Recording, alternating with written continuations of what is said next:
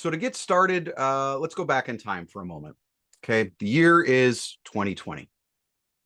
We all remember how 2020 started, right? That was when everyone had to go virtual due to COVID. And let's be honest, probably 98% of people had no friggin' clue what they were doing. At that time, my company Insignia was contracted by Ernst & Young to produce their virtual training courses. And if you're not familiar, EY, as they're known, is a global tax and advisory firm, and they have close to 500,000 people globally, maybe even more than that now. And they were still doing about 70% of their trainings in person at the time, all of their instructor-led training. Now, a large majority of their courses were for what's called Certified Professional Education, or CPE. And these were courses that were being taught by subject matter experts from within the business. Right? So we're talking about tax advisors, accountants, and financial advisors. So subject matter experts, yes, but these were not trained trainers or speakers. So you can imagine that when COVID hit, it was a big lift and shift for them to go to 100% virtual delivery. And let me tell you that it was dumpster fire after dumpster fire after dumpster fire in those early days, right? No one would come on camera, including some of the facilitators. Participants often dropped out of the meeting, blaming poor internet. Who can blame them? But the reality was they were bored out of their minds. And those people who stuck around had almost zero participation. And these were courses that were required for the employees to keep their professional licenses to do business, right? So I painted a little bit of a picture for you. Unfortunately, for some people doing virtual events still today, whether it's for their clients or to gain new ones, very little has changed. I see a lot of dumpster fire events being promoted on LinkedIn and being called masterclasses. While their intentions are good, right? They're trying to provide value out to the marketplace to gain new clients. They don't show up very well. Their presentations are choppy at best. They don't know how to use the technology effectively. And oftentimes you see the number of participants from the beginning very quickly dwindle by the end to a mere fraction of the number of people that they started with. Now, while this presentation today is going to be more specifically about delivery of content in a virtual event, I want you guys to think about for a moment how many hours a day you spend in virtual, right? Maybe it's Zoom, maybe it's Teams, maybe it's Google Meet. I mean, raise your hand if you spend half of your day or more in virtual. Everyone, right? Almost everyone today, even if you're working in an office, is spending half or more of their day in virtual. So with that in mind, shouldn't you show up as well as you can? You want to make a good first impression, right? It takes approximately 7 seconds for someone to judge whether or not they like you and intend to do business with you. And that's not to say that you can't sway them if they decide they don't like you right away. But if you are networking or presenting in person, as an example, you're going to take the time to take a shower. You're going to comb your hair. You're going to brush your teeth. You're going to pick out an outfit that makes you feel confident. You're going to come in with high energy. You're going to be excited to be there, right? You're going to do all of these things that you should do to create that positive first impression. But when people show up to do the very same activities, even in their own virtual events, I often see people fall back on, I'm going to show up as I am. We're going to have lower energy levels and excitement is going to be diminished. Not because they're not trying to be, but they're not consciously thinking about that energy level. We're oftentimes forced to sit down when we're presenting virtually, and so we don't engage our body language. And then by extension, it starts to feel and come off as weird or awkward, even unprepared at times, right? And that is not a good first impression, especially if you're doing a virtual event as a business development activity, right? To gain new clients. So there's two phrases that I like to reference when I talk about showing up in virtual. And those two phrases are, how you are perceived is how you will be received. And the second is, perception is reality, right? So when you are presenting virtually, you need to make sure that the perception your participants have of you is a positive one. So let's go ahead and get started. We'll jump into today's content. All right. So I think with the exception of Kevin, everybody knows me pretty well. We've had several meetings or been in networking events together. But for the sake of mostly you, Kevin, but just the sake of following my form, I'm Bernie DeSantis. I'm the owner of Insignia Training Partners. Insignia is a full service training broker. And you may ask yourself, what the hell does that mean? And if you are, that's okay, because I have to explain it to a lot of folks. I have over 2 decades of experience in training development, facilitation, and virtual training production. So what Insignia does is we help our clients to identify their training needs, then connect them with the right people, the right content, or resources to help them design, develop, and deploy training programs to their employees, or in some cases, to their clients. So to put it another way, if you're looking to remodel your kitchen and you hired a general contractor, that GC would go out and find the plumber, the painter, the electrician, the flooring guy, and any other skilled tradesman that you might need to remodel that kitchen. Now, I want you to imagine for a moment that that kitchen that you want remodeled is your training course or your program. Insignia provides those skilled tradesmen of learning and development that are necessary to build out a world-class training program or course. So these are people like fractional chief learning officers to design strategy, instructional designers to build out content, facilitators to teach that content, project management managers to manage the change management aspects of training, and of course, virtual producers for online events such as this. Now, while we can and will always help organizations with any and all of their training needs, I'm personally focused on solving one major issue, which is helping businesses to create engaging virtual workshops, webinars, roundtables, and masterclasses that don't suck.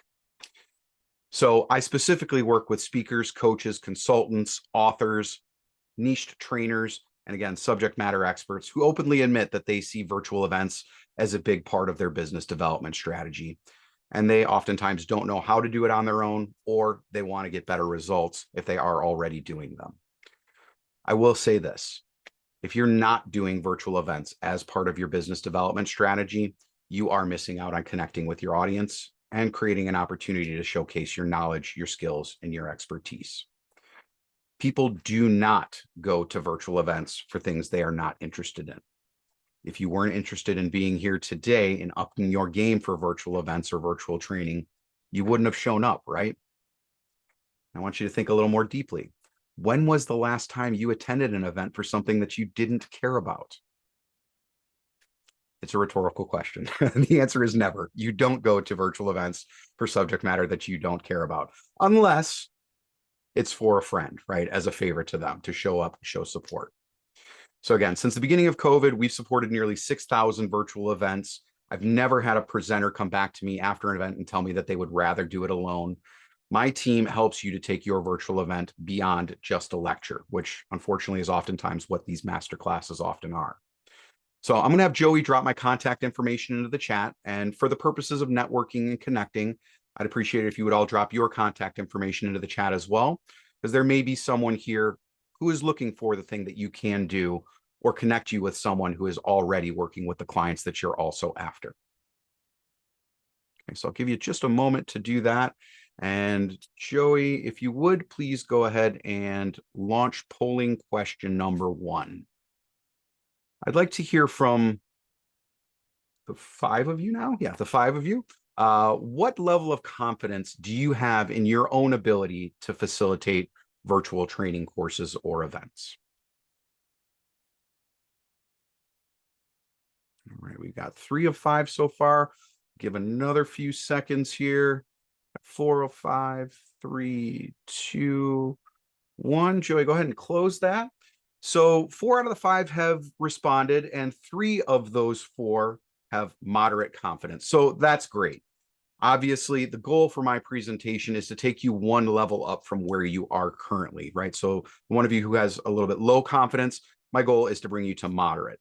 And if you are a moderate confidence, I'd hope that I can take you to a higher confidence level, being able to leverage the tools and resources that are available to you in this virtual environment. All right, so what am I showing you here? As this is my command center, aka mission control for Insignia Training Partners. So how many of you are working from more than one monitor in your day-to-day? Just go ahead and raise your hand. Okay, so it looks like about half. So I don't show this to impress you, although some people are impressed by the fact that I use 7 monitors. But I do show this as a reference. because most people are not working from just one monitor anymore, right? I have my email and calendar as an example down in the lower left next to my coffee cup. I could have LinkedIn on the monitor just above that. I could have Teams on the top monitor. I could have Slack over on the monitor on the far right. The one in the top left I use for my security cameras. The one in the top right, honestly, it usually has a baseball game on it if I'm not using for anything else. Then the one in the center, dead center there in the bottom of my screen, is my main screen. And that's where I have Zoom opened up for any events that I do or I participate in. So flipping the script a little bit, if I were a participant in your virtual event, I may have Zoom on that one main monitor during your presentation. But that means that I have 6 other monitors that could at any point become a distraction and draw my attention away from you and what it is that you're teaching. And all it takes is one email, one DM, one ping from someone that's important to me, and I've started to check out. Now, today's presentation, I'm not going to go deep into engagement and the tools, but I will give you this tip. If you're doing a 1-hour webinar, workshop, virtual event, it's important to engage with your audience roughly every 5 to 10 minutes throughout the course of your presentation, which means that if you have it structured where you have about 5 minutes to welcome people at the beginning, and you have 10 to 15 minutes of Q&A set aside at the tail end, then you have about 40 minutes of content, 40 to 45 minutes of content to present. So in theory, you should have planned at least 4 to 8 engagement opportunities throughout the course of your presentation, with the specific purpose of drawing your audience back to the platform and back to your presentation. Okay. So when I say engagement, what does that mean for you? Does anyone like to come off of mute and just briefly, what do you think engagement means in a virtual event? Kevin? Well, it would be in an interaction, two-way interaction. Yep, that is correct. Any additional context you can give? What would an interaction be in your mind? Well, it could be this, could be an oral interaction. That's right. It could be a group interaction. Your polling question is a great way to interact easily and effortlessly. Right. Yep, that's right. Exactly right, James. Right. Engagement is something as simple as an overhead question like I did, right? Does anyone want to come off of mute and share something with me? Right. Engagement is getting your audience to do something in that moment to refocus them on you and the content that you are sharing or talking about. So Joey, if you would, please go ahead and launch the next polling question. So I'd like to get an idea of what your confidence level is in effectively using a virtual platform's features, things like polling questions and breakout rooms to engage your audience. Would you say that you're low, moderate, or high? Okay, we got 4 of 5. Give me another 5, 4, 3, 2, and 1. Go ahead and close the poll, Joey. So we're a 50-50 split, low confidence, moderate confidence. So again, I'm not going to go deep on the engagement tools today. However, what I will say is this: if you do intend to create an engaging virtual event for your virtual events, make sure that you know and understand the technology that you intend to use. Take the time to rehearse and practice launching polling questions, opening breakout rooms, dropping chat prompts in, playing videos. All of those things create the environment that you are presenting to your audience. Okay. So again, it could be using polling questions, using chat prompts, breakout rooms, annotations, playing videos, playing music at the beginning, adding some gamification elements. And there's also a variety of other things that you could potentially do. Now, why is that engagement important? Well, it's a pattern interrupt, right? It helps your participants to dial back into the conversation or the presentation through some sort of activity. And in this day and age, if you drone on and lecture for 40 minutes, you will likely lose most of your audience well before the end of the presentation. No one wants to be talked at for that length of time anymore. And if the audience doesn't feel engaged with you throughout your presentation, they are significantly less likely to buy into what you are presenting. But further, they're less likely to agree to a future conversation with you. And obviously, they won't buy what it is that you're selling. Okay.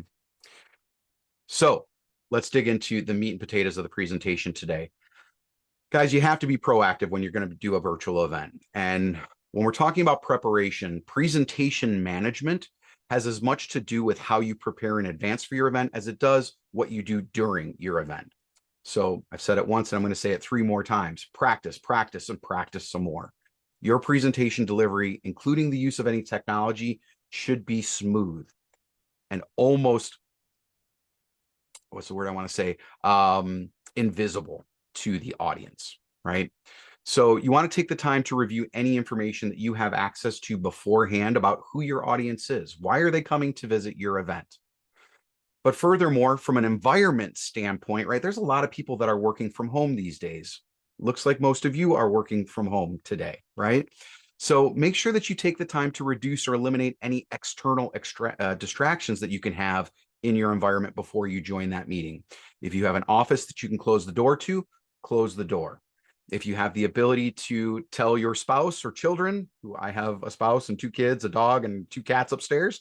I went upstairs before this event and I said, hey guys, listen, I'm doing a thing. Can you be quiet for the next hour, right? Take that opportunity to eliminate as many of those distractions as humanly possible. When it comes to technology, there are still going to be some issues. It's gotten a lot better since the early days of COVID, but there are still things like poor internet connectivity, right? Wi-Fi can come and go sometimes. Sometimes because of that, video or audio can cut out. Keep in mind, of course, that these are becoming less and less common, but they do still happen. So a few tips that you can implement from an internet standpoint, be sure to hardwire your computer to your router or modem if you have the ability to, right? If it's not on the complete opposite end of your house and it's not going to become a tripwire for anyone walking through that area. But that will create a more stable internet connection, allowing you to stay on camera, have good audio, as well as present a deck if you need to. Tip 2, make sure that you review your Zoom or Teams or Google Meet, whatever platform you're using. Review the settings.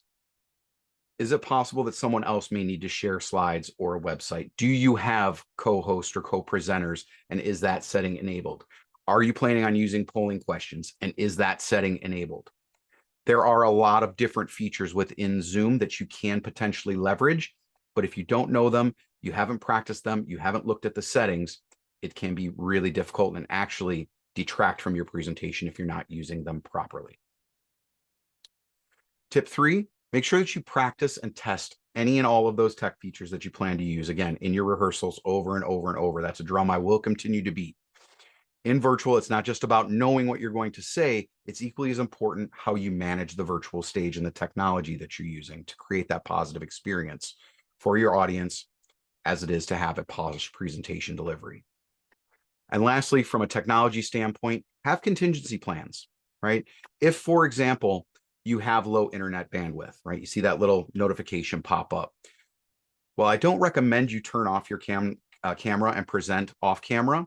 By doing so, you can improve your internet bandwidth usage, okay? And you can switch to just phone audio as an example, right? You can actually use your telephone as your audio device as opposed to your microphone that's connected to the computer. So again, that reduces your internet bandwidth.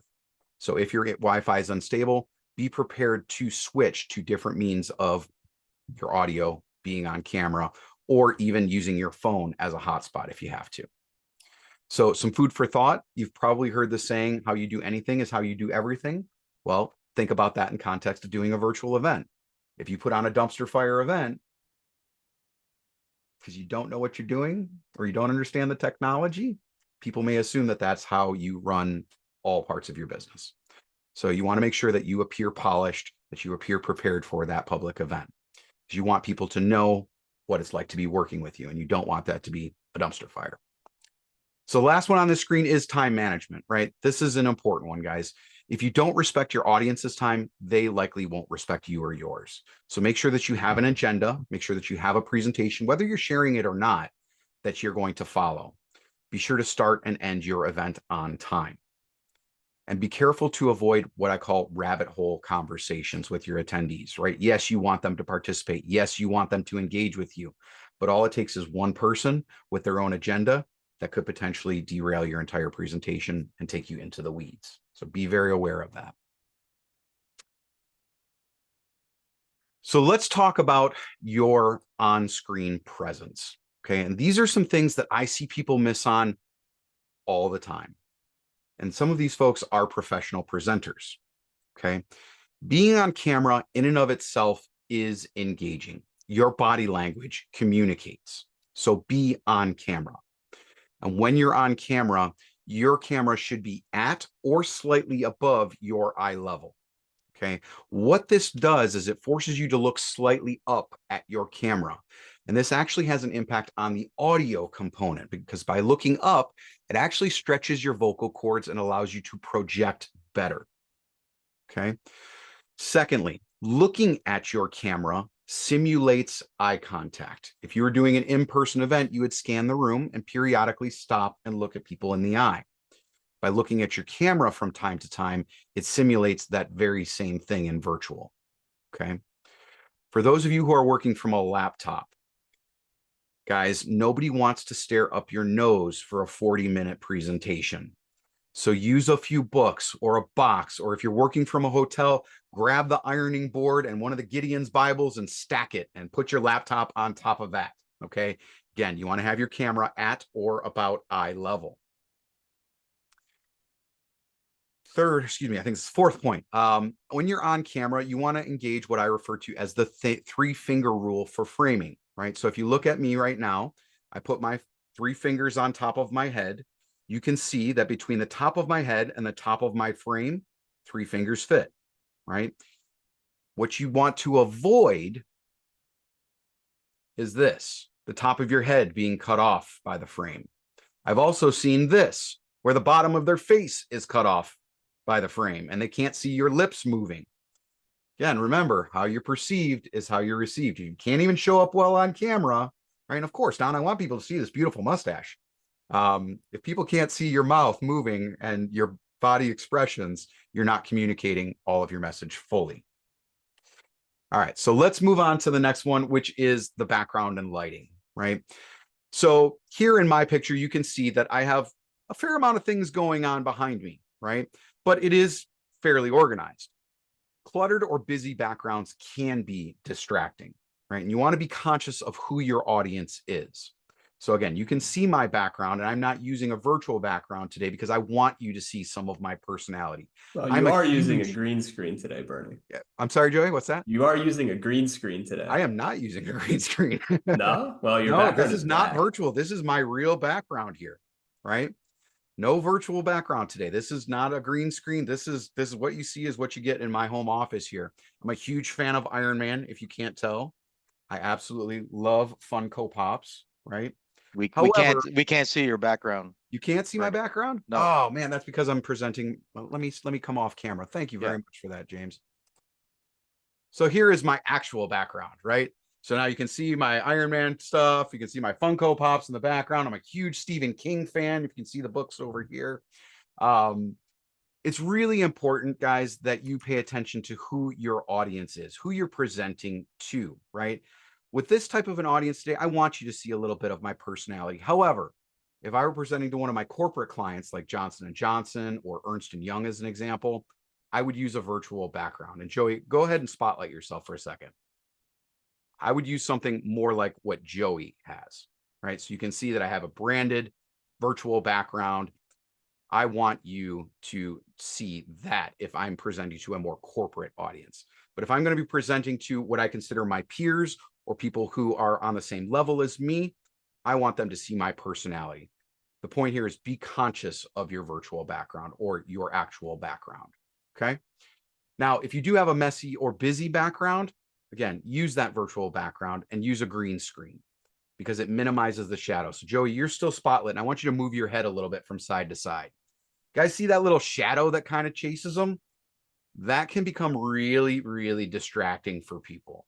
So ideally, if you're going to use a virtual background, use a green screen because it will minimize that trailer, as I refer to it, when you move.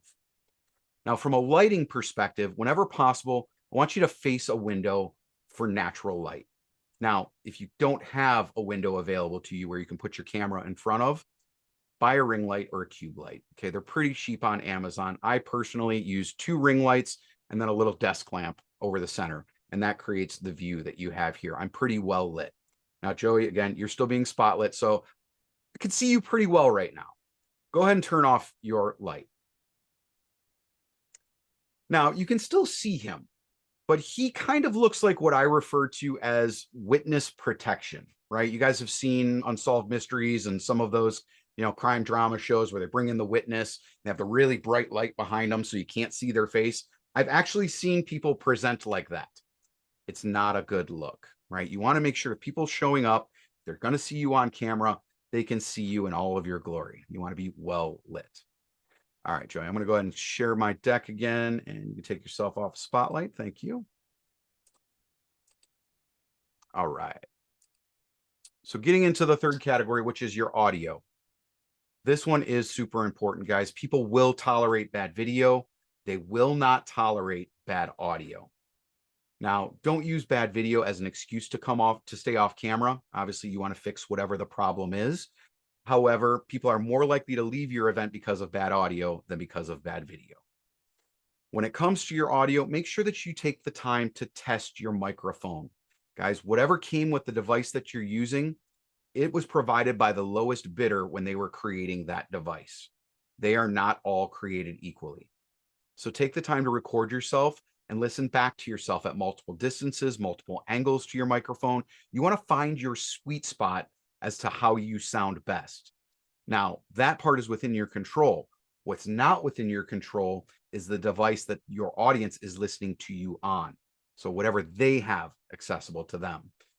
It may not sound great to them no matter how hard you try, but you should do your due diligence to make sure that you sound as well as you possibly can.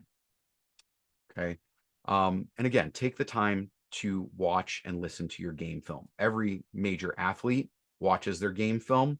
Well, you're a business athlete. If you're doing virtual events, take the time to watch your game film, understand where you can be better and what you're doing well. The last category is your attitude and energy. Okay. You want to make sure that you create energy and enthusiasm for your event. Remember to bring your full energy and add just a little bit more, right? Another 25%. If you have the ability to stand up during your presentation, do it. Use your hands, use your body language. Motion creates emotion. Your body language absolutely communicates, and we will talk about more of that here in a moment. Be sure to smile when you speak as much as possible. If you want people to smile with you, smile at them, right? And be sure that you're using the engagement tools, because the more people engage with the platform and with you, the more engaged they are in your presentation. So Joey, go ahead and launch that next polling question, please. So, quick review. Were you paying attention? While on camera, what should you consider for background and lighting?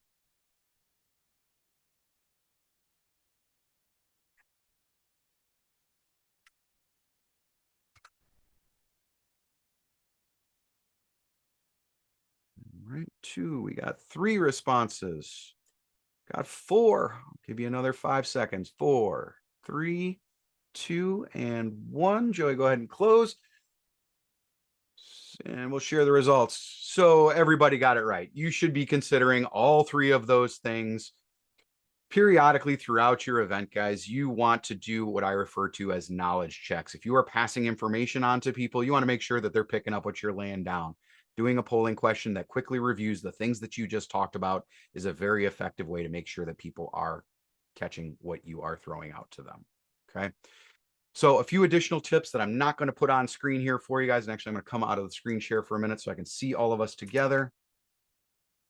Be conversational as much as possible. If it sounds like you're reading a script, people will start to lose interest, right?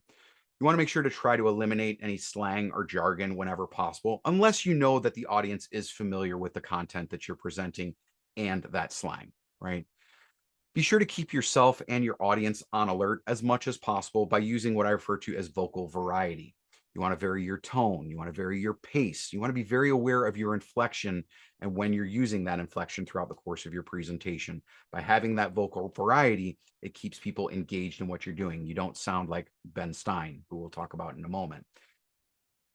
If you have co-facilitators, be very strategic about using your co-facilitators whenever it seems appropriate to change up the flow and bring in a new voice, right? I strategically brought Joey in a little bit so that it would not just be me droning on for the entire time. I used him as a visual example. So make sure that you are doing that from time to time if you have that ability and you have co-facilitators. As I mentioned earlier, be sure to ask both direct and overhead questions from time to time. And don't be afraid to call on some participants directly to respond and to keep people on their toes. And also remember that there is some power in silence when used strategically from time to time.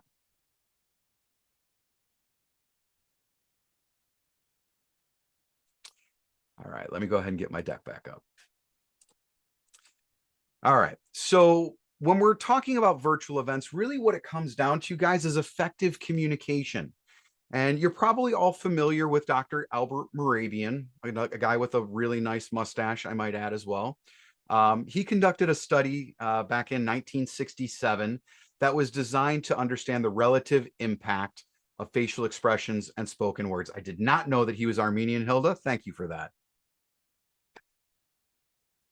So what he found out through his studies that he was able to identify the power of how we interpret a message based on the words, the tone, or the physiology used when we are delivering that message, right? So our words are the means to communicate our message, but they actually only account for about 7% of that message. Your tone tells the listeners the temperature of that communication. And according to his study, it accounts for about 38% of your message, which leaves the last piece, which is, whoops, too far, which is our body language. And our body language communicates a majority of our message at 55%. Now, I will say this. If I'm watching two people argue in a language that seems kind of aggressive, like German or Russian, as an example, I can see the body language that they're displaying. I can hear the tone that they're using, but I don't understand the actual words. So does that mean that I'm getting 88% of their message? No, it really doesn't, right? So do these numbers hold true in every situation? No, but the overarching theme is that you need to engage all parts of your communication, right? The words that you use, the tone that you say it, and the body language that you use to deliver it all need to be congruent to the message that you're delivering so that your audience gets the full message that you're trying to express to them. Make sense? Yep. Thank you. All right. So unfortunately, I flipped to this slide too fast. Dang it.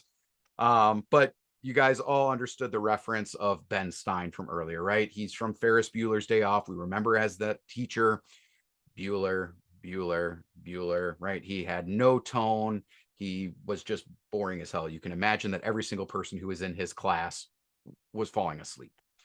More recently, he did some commercials for Clear Eyes, and he would say, have red, dry, itchy eyes. Wow, clear them out with Clear Eyes. Again, that same boring, toneless delivery. It works for him. People actually pay him to deliver in this way. But if that's not you, don't be Ben Stein, okay? It works for him. It's not going to work for everybody. Instead, I want you to be more like Mighty Mouse. Now, how many of you are old enough to remember Mighty Mouse? All right, Don, James, yeah, okay, you remember, good. So for those of you who are not of the initiated, Mighty Mouse is an American animated character created by Terry Toons Studio for 20th Century Fox. So he is a superhero mouse, right? And they originally called him Super Mouse. He made his debut in 1942. Now, Don, James, I'm going to test your knowledge here. What did Mighty Mouse say when it was time to jump into action? Ooh, James says he doesn't remember. Don, you got it? Do you remember? No idea. It was way too long ago. Okay, so I'm going to demonstrate for you. So when it was time for Mighty Mouse to jump into action, keeping in mind the Moravian communication model we just went over a moment ago, right? He would say, here I come to save the day, right? And he did it with his superhero tone and a puffed out chest, right? He just exuded strong physiology. Like, there was no mistaking that he intended to save the day, right? His girlfriend was on the railroad tracks. He had the villain standing over there laughing, ha, ha, ha. And then there was Mighty Mouse saying this unmistakable line. Now, I'm not saying you should be cartoony and you should do what I just did, but your presentation should have energy and it should have an equally unmistakable message so that people understand what it is that you're trying to communicate. Okay. No, that was not Underdog, Don. So our key takeaways for today as we land the plane, guys, is remember these three things. Be prepared and be proactive. Take the time to practice your presentation as many times as it takes for you to feel fully confident, not only in your delivery, but also in the technology. How you show up absolutely matters, but even more importantly, how you communicate matters in virtual. Okay.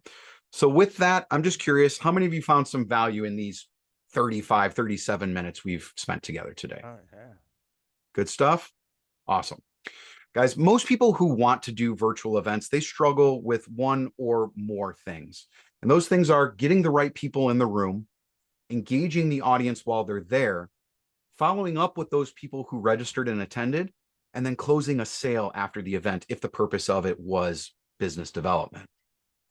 Now, as I said, I don't think I said this at the beginning, but my intent today was not for me to sell you anything other than a reason to potentially speak with me. So if it's on your radar and you found value in this presentation today, you're interested in doing virtual events, either you don't know how, don't know where to start, you're already doing a virtual event and want to make it bigger, better, and more effective, let's have a virtual coffee. Let's see if it makes sense for Insignia to help with your next virtual event. But if nothing else, if you don't engage, I hope you take the information I've shared with you today and you put on an amazing next event. If you're interested in sampling what we do here, I'd love to invite you to stop by my networking group, which is called Growth Mode Engaged. And you can see how a simple networking meeting can turn into an engaging virtual event. So Joey went and dropped the link there to register into the chat. We meet every Friday at 10 a.m. Eastern. We religiously end within an hour, and there is always fantastic knowledge to share and great networking. So with that, guys, here's my contact information. Feel free to reach out to me for a virtual coffee. Happy to talk about your next virtual event. What questions do you have for me today? I got a quick question. Yeah, Kevin, fire away. I was interested in when you were talking about backgrounds. Do you ever recommend not using moving backgrounds or using moving backgrounds? I mean, or how is like an effective way with backgrounds? Like yours, I see most people, maybe they overdo it. I don't know. Like now with AI and all this stuff coming out there, people are popping different things. Like a lot of it, honestly, Kevin, is kind of a personal preference. And again, based on the audience that you're going to be delivering to. I've seen a few virtual backgrounds that, they do have some movement and some things happening in there that it works for the presenter and based on the content that they're using, right? Like James has a little fire burning in the background to his.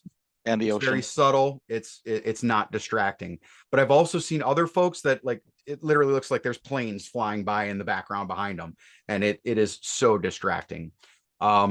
Personally, I would err on the side of less movement as opposed to more. If you are going to use them, again, just be very aware of who your audience is and what the perception might be. This is not a dig on you, but just because I see that you have a blurred background, I am always of the opinion that if somebody has a blurred background, I want to know what the hell they're hiding behind there. That's what goes through my head. See, that one, depending on the audience, could be a little bit distracting, but also I think it's really freaking cool.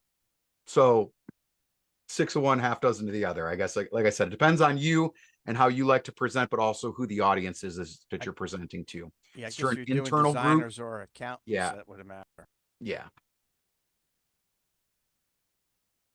Cool. Any other questions, Dono? Is my background too busy? No, I don't think so. Okay. No, I think it looks like a very comfortable space. I actually kind of thought that was actually your background. So good job. Yeah, me too. Hilda, Shayna, any questions? Hilda. Yeah, I do have a question.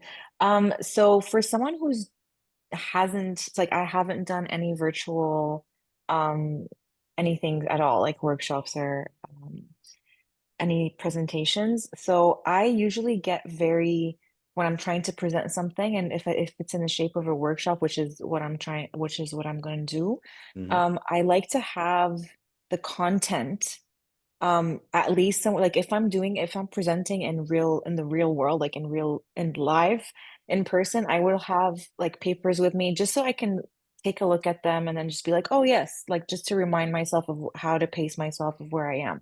So would that be like, I know this might be like a stupid question, but like where would you place that if you're not using different monitors? And if you are, if I need to be, then that's also something I So should know.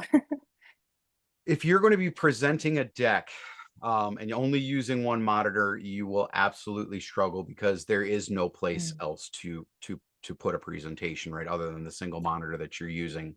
The way that I do it, again, I'm obviously working from multiple monitors. However, I'm still basically only using one monitor for communicating with you. I have a second monitor where I put the presentation that I'm sharing on screen, but then I have the notes view that I actually overlay right on top of my Zoom screen. So while I am looking at the camera and it looks like I'm looking at all of you and paying attention, like my notes are directly in front of me. Oh wow. Yeah. And actually, That's cool. I'll show you what I mean. I will share my Zoom screen in Zoom, which is kind of weird to do, but we'll do it. All right. So right now you guys should be seeing us all on screen here, right? Mm-hmm. And then I have my presenter notes that I overlay right on top of it. And then periodically I'll just move it off screen so that I can see the audience. And then I'll move it back. Oh, okay. But if you're only working from one monitor, that's really hard to do. Mm-hmm. Okay, thank you. Yeah, you're very welcome. Bernie, what are you using PowerPoint or some other slide presentation system? This one is a PowerPoint. Yeah. Oh, it is. Okay. Yep. What year version? Oh goodness. So I have a subscription to Microsoft 365. So I So it's assume updated all the yeah, time. the most current version. Yeah. Okay. Yeah. And have you ever done a standing up presentation? I have. Yeah. I don't have a standing desk here, and it would require way too much effort for me to reorganize it to stand up. But I will say that when you stand, you immediately have a higher level of energy by doing it, and obviously highly recommend doing that. A higher level of nerves when for the first three that you are trying to do it in. Yeah. I went to a 2-day workshop with a guy in Australia, and he handled, he's very good at what he's doing, and plenty of mistakes, but because it felt like a classroom where mistakes are going to happen anyways, it was very interesting how uneventful the mistakes were, just because he was standing. It was interesting. He did I mean, as with that energy, right, and with that emotion, people will give or be more forgiving of errors because you're showing that passion, right? If you are really dull, really dry, you're not engaging with your people, and you acknowledge those mistakes publicly, people will notice those mistakes.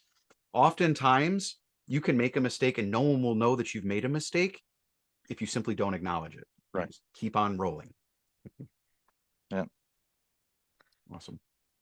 All right, guys. Any other questions, comments, concerns? And I'm okay with angry outbursts if that's what you're feeling right now as well. Awesome. All right, guys. Well, I am happy to give you 15 minutes back in your day. Again, thank you so very much for joining today. Again, if you feel like we've provided some value into your world, love to have a virtual coffee and see how we can help you further. But until next time, I hope you enjoy the rest of the day and hope to see you in a future event.